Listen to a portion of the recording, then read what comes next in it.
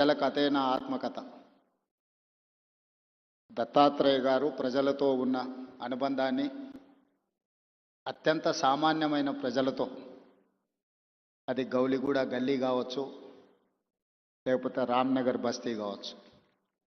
వారు మహారాజ్గంజ్ మొట్టమొదటిసారి శాసనసభ్యులుగా పోటీ చేసినప్పటి నుంచి మొదలు పెడితే వారు సికింద్రాబాద్ పార్లమెంట్ సభ్యులుగా, కేంద్ర రైల్వే శాఖ మంత్రిగా, అర్బన్ డెవలప్మెంట్ మినిస్టర్గా, హిమాచల్ ప్రదేశ్ గవర్నర్గా, ఈనాడు హర్యానా అత్యంత కీలకమైన రాష్ట్రానికి గవర్నర్గా, వారు గౌలిగూడ గల్లీ నుంచి హర్యానా గవర్నర్గా సుదీర్ఘమైన ప్రయాణంలో ఎన్నో హోదాలను, రాజకీయంగా ఎన్నో ఒడిదుడుకులను చూశారు.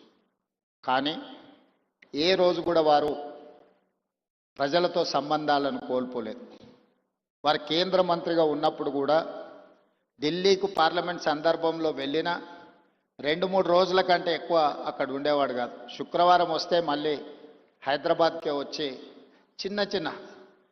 చిన్న షాప్, లోకల్ కార్పొరేటర్ కూడా ప్రారంభోత్సవానికి రావడానికి వెనక ముందు చేస్తే పెద్దలు దత్తాత్రేయ గారు వచ్చి చిన్న గల్లీలలో పాండప్ప కూడా పేదవాడు ప్రారంభించుకుంటున్నంటే దత్తాత్రేయ గారు వచ్చి ప్రారంభించేవాళ్ళు.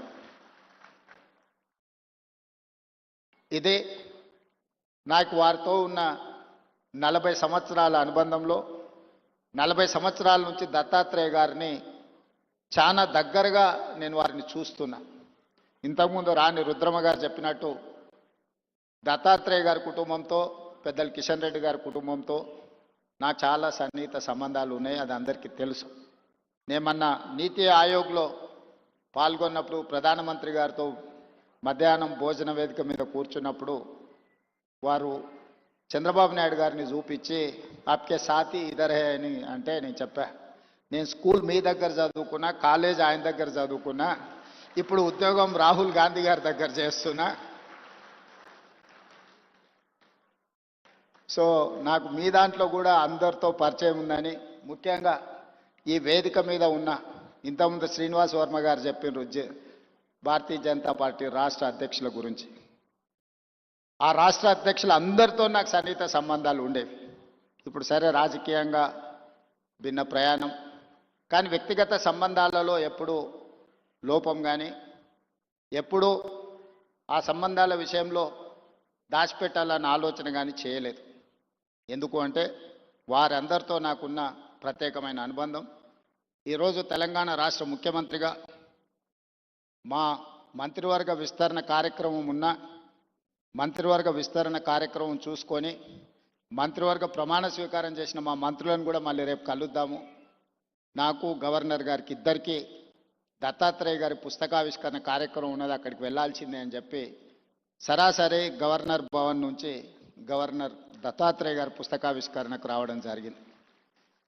ఈరోజు రాజకీయాలలో ఒక్కసారి కార్పొరేటరు, కౌన్సిలర్ అయితేనే వాళ్ళ జీవన శైలి విధానంలో చాలా మార్పు, ప్రజల సంబంధాలలో ఒక భిన్నత్వాన్ని ప్రదర్శించే పరిస్థితులు ఉన్నాయి. కానీ దత్తాత్రేయ గారిని చూసి నేర్చుకోవాలి. అజాతశత్రువు అనే పదాన్ని మనం పుస్తకాలలోనే చదువుకుంటాం, కానీ బండారు దత్తాత్రేయ గారిని చూసినప్పుడు ఆ పదము 100% వారికి సరిపోతుంది. జాతీయ రాజకీయాలలో అటల్ బిహారీ వాజ్పేయి గారికి ఉన్న గౌరవం రాష్ట్ర స్థాయి రాజకీయాలలో బండారు దత్తాత్రేయ గారికి ఉంది అని చెప్పి మనం ఈరోజు గుర్తు చేసుకోవచ్చు.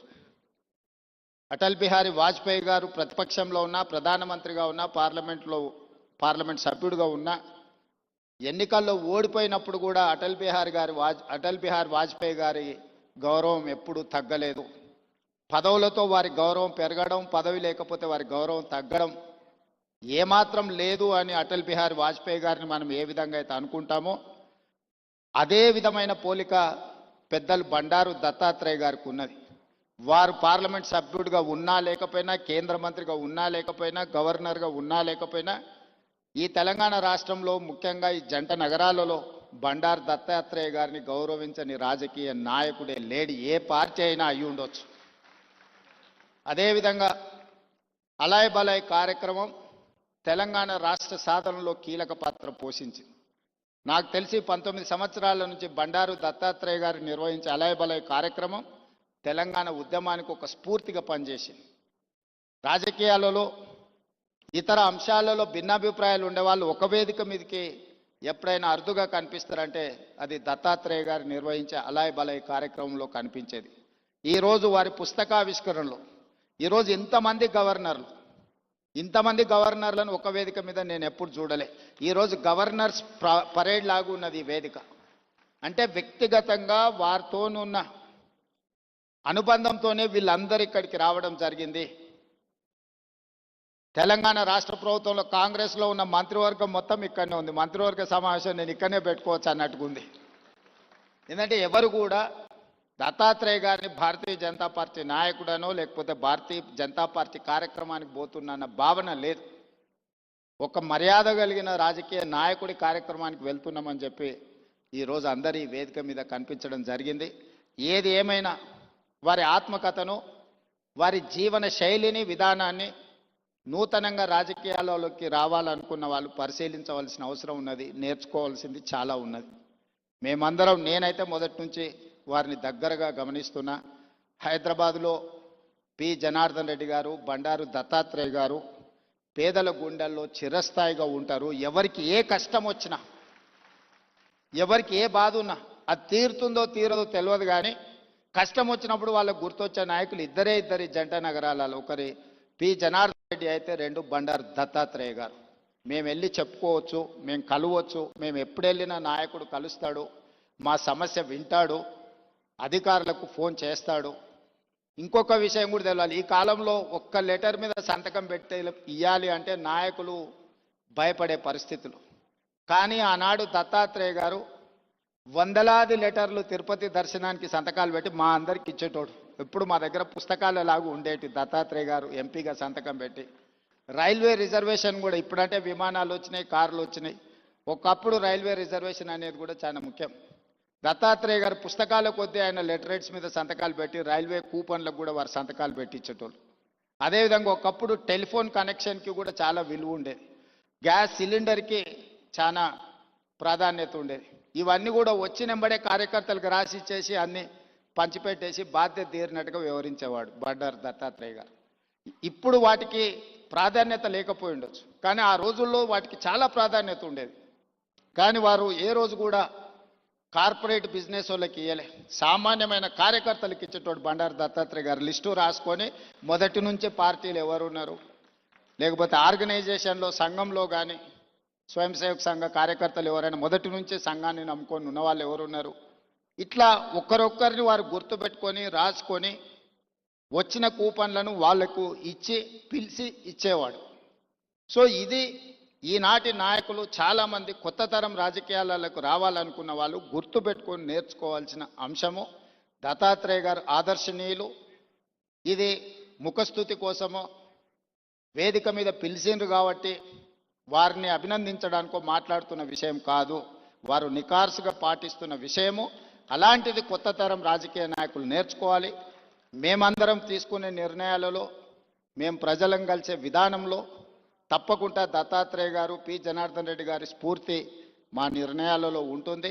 ముఖ్యంగా జంట నగరాలలో ఈరోజు ఆ స్థాయికి ఎదగాల్సిన అవసరం ఉన్నది నాయకుడు.